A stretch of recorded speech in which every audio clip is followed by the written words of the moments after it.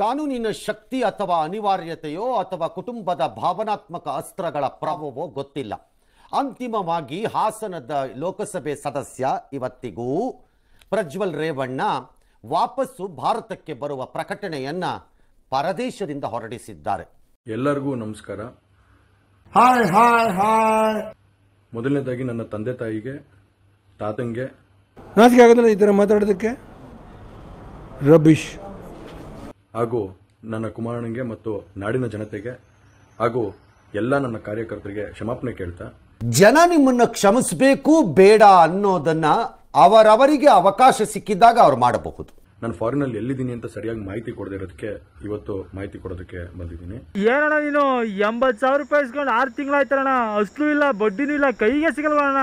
ಏನು ಕಾಂಗ್ರೆಸ್ನ ಹಿರಿಯ ನಾಯಕರಾದಂಥ ರಾಹುಲ್ ಗಾಂಧಿ ಅವರು ಮತ್ತು ಹಾಗೂ ಎಲ್ಲ ಹಿರಿಯ ನಾಯಕರುಗಳು ಏನು ಓಪನ್ ವೇದಿಕೆಗಳಲ್ಲಿ ಈ ಒಂದು ವಿಚಾರಗಳನ್ನ ಪ್ರಚಾರ ಮಾಡೋದಕ್ಕೆ ಪ್ರಾರಂಭ ಮಾಡಿದ್ರು, ಚರ್ಚೆ ಮಾಡೋದಕ್ಕೆ ಪ್ರಾರಂಭ ಮಾಡಿದ್ರು, ಒಂದು ರಾಜಕೀಯದ ಪಿತೂರಿ ಮಾಡುವಂತ ಕೆಲಸನ ಮಾಡಿದ್ರು. ಪಿತೂರಿಯ ವಿಚಾರವನ್ನ ಪ್ರಸ್ತಾಪ ಮಾಡಿದ್ದೀರಿ. ಆ ವಿಚಾರವನ್ನ ನೀವು ರಾಜಕೀಯವಾಗಿ ನೀವು ಹ್ಯಾಂಡಲ್ ಮಾಡ್ಕೋಬೇಕು ಮತ್ತು ನ್ಯಾಯಾಲಯದಲ್ಲಿ ಅದಕ್ಕೆ ಉತ್ತರವನ್ನು ಕಂಡುಕೋಬೇಕು. ಒಂದು ವೇಳೆ ಅದು ಪಿತೂರಿಯೇ ಎಂಬುದು ಆಗಿದ್ದರೆ ಅದಕ್ಕೆ ಪ್ರತಿ ದೂರನ್ನು ನೀವು ಅಲ್ಲೇ ದಾಖಲಿಸಿ ನ್ಯಾಯಾಲಯದಲ್ಲಿ ಬಗೆಹರಿಸ್ಕೋಬೇಕಾಗಿತ್ತು. ಇದೆಲ್ಲ ನೋಡಿದಂಥ ಸಂದರ್ಭದಲ್ಲಿ ನಾನು ಡಿಪ್ರೆಷನ್ಗೆ ಹೋಗುವಂಥ ಕೆಲಸ ಆಯಿತು, ಐಸೋಲೇಷನ್ಗೆ ಹೋಗುವಂಥ ಕೆಲಸ ಮಾಡಿಕೊಂಡೆ. ಹಾಗಾಗಿ ನಾನು ಮೊದಲನೇದಾಗಿ ನಿಮ್ಮೆಲ್ಲರನ್ನೂ ಕ್ಷಮಾಪಣೆ ಕೇಳಿದೆ. ನಾನು ಡಿಪ್ರೆಷನ್ಗೆ ಹೋಗಿದ್ದೆ, ಐಸೋಲೇಷನ್ನಲ್ಲಿದ್ದೆ, ಫೇರ್, ಎಲ್ಲ ಅಕ್ಸೆಪ್ಟೆಡ್.